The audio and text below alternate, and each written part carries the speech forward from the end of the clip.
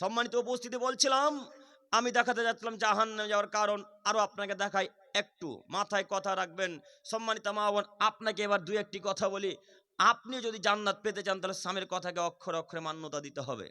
তো আব্দুল করিম সাহেব, আমার স্বামী যে আমাকে মাঠে যেতে বলে, এখন কি তার কথা যদি না শুনিতে অমান্য করা হলো কি? হ্যাঁ, কথা বুঝেননি? আমি এখন বলে যাচ্ছি যে স্বামীর কথা যে শুনবে না, সে মহিলাটা কোশ্চেন করে জান্নাত যেতে পারবে না। যে স্বামীর কথা মান্যতা দেয় না, সে জান্নাত যাবে না। আল্লাহ নবী বলছেন, যতক্ষণ পর্যন্ত স্ত্রীর উপর স্বামী রাগান্বিত থাকে ততক্ষণ পর্যন্ত আল্লাহ রাগান্বিত থাকে। কে রাগান্বিত থাকে? একটু এটা আপনার স্ত্রী, এটা আপনি, এটা আপনার স্ত্রী, এটা আপনি। আপনি স্ত্রীর উপর 2 দিন ধরে রাগ করে আছেন। কদিন ধরে? 2 দিন থেকে রাগ করে আছেন। তো 2 দিন থেকে আল্লাহ এই মহিলাটার উপর রাগ করে আছে। আল্লাহু আকবার। তার মানে মহিলাদের জাহান্নামে যাওয়ার, জান্নাতে যাওয়ার বড় একটা মাধ্যম স্বামী। জাহান্নামে যাওয়ার বড় মাধ্যম একটা স্বামী। অতএব আব্দুল করিম সাহেব, এখানে একটা কথা ক্লিয়ার করে যাবেন। আপনি যে একটু আগে বললেন যে মাঠে মহিলারাকে নিয়ে যাওয়া হবে না, তো আমার স্বামী যদি আমাকে বলে, এ রহিমা, আমি তোর স্বামী হিসেবে তোকে বলছি, চ আমার সাথে মাঠে সরিষা তুলতে যাবে, এখন আমি কি করবো আব্দুল করিম ভাই একটু বলেন? এখন তার কথার মান্যতা দেওয়া যাবে না। এটা শরীয়ত বিরোধী কথা, বুঝেননি? এখন যদি আপনার মা আপনাকে শিরক করতে বলে, শিরক করবেন?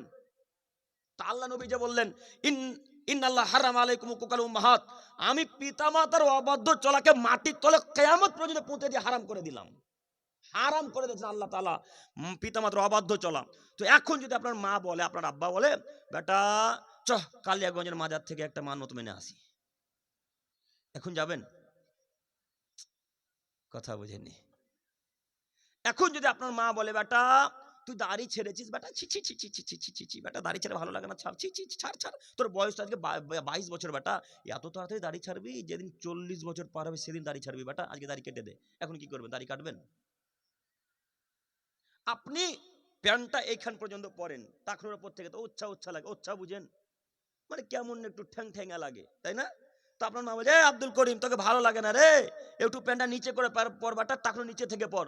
তো এখন আপনার মায়ের কথা শুনে টাকনো নিচে প্যান্টটা পরবেন না উপরে পরবেন? আপনার মায়ের কথা ততক্ষণ পর্যন্ত মানবেন যতক্ষণ পর্যন্ত কথা আল্লাহ এবং তার রাসূলের পক্ষে আছে। কথা বুঝেননি? পিতা মাতার কথা ততক্ষণ পর্যন্ত প্রাধান্য পাবে, অগ্রাধিকার পাবে, যতক্ষণ পর্যন্ত পিতা মাতার কথা আল্লাহ এবং তার রাসূলের পক্ষে আছে। আর যদি পিতা মাতার কথা বিপক্ষে চলে যায় আল্লাহ এবং তার রাসূলের, তাহলে পিতা মাতার কথাকে আর মান্যতা দেওয়া যাবে না। ঠিক তেমনি স্বামীর কথা মান্যতা দিতে হবে ততক্ষণ পর্যন্ত যতক্ষণ পর্যন্ত স্বামী রাসূলের পক্ষে, আল্লাহর পক্ষে কথা বলেছে। আর যখন শরীয়ত বিরোধী কথা বলেছে তখন তার কথা আর মান্যতা যাবে না। আমার মায়েরা কি আছে এখানে? সম্মানিত মা বোন, আপনাকে বলি, স্বামীর কথা ততক্ষণ পর্যন্ত মানেন যতক্ষণ পর্যন্ত শরীয়ত বিরোধী কথা না বলেছে। আর যদি শরীয়ত বিরোধী কথা বলে, আর মান্যতা দেব না ইনশাল্লাহ। আর যদি মানেন তো স্বামীও জাহান্নামী, স্ত্রীও জাহান্নামী, মাও জাহান্নামী, বেটা বেটিও জাহান্নামী। কথা বুঝেননি? কালিয়াগঞ্জে তো মাজার নাই আলহামদুলিল্লাহ, আছে? ইন্না লিল্লাহি। সব জায়গায় মাজারে পরিপূর্ণ, গোটা ভারতবর্ষকে পরিপূর্ণ করে দিয়েছে মাজারে। আর মানুষও বিশ্বাস করে যে মাজারই মানুষকে ভালো করতে পারে। তো যাই হোক, এই জায়গায় যদি কথা আসে তো কথা উঠবে, নইলে কথা বন্ধ থাকবে ইনশাল্লাহ। আমি সামনের দিকে দেখাতে চাচ্ছি। সম্মানিত মা বোন, বলছিলাম স্বামী যদি রাগান্বিত হয়ে থাকে, আগে স্বামীর কথা, স্বামীর রাগ মিটাবো, তারপরে নামাজ ইবাদত করবো ইনশাল্লাহ। কেন? স্বামী রাগ করে থাকলে আল্লাহ কোনো ইবাদত কবুল করে না।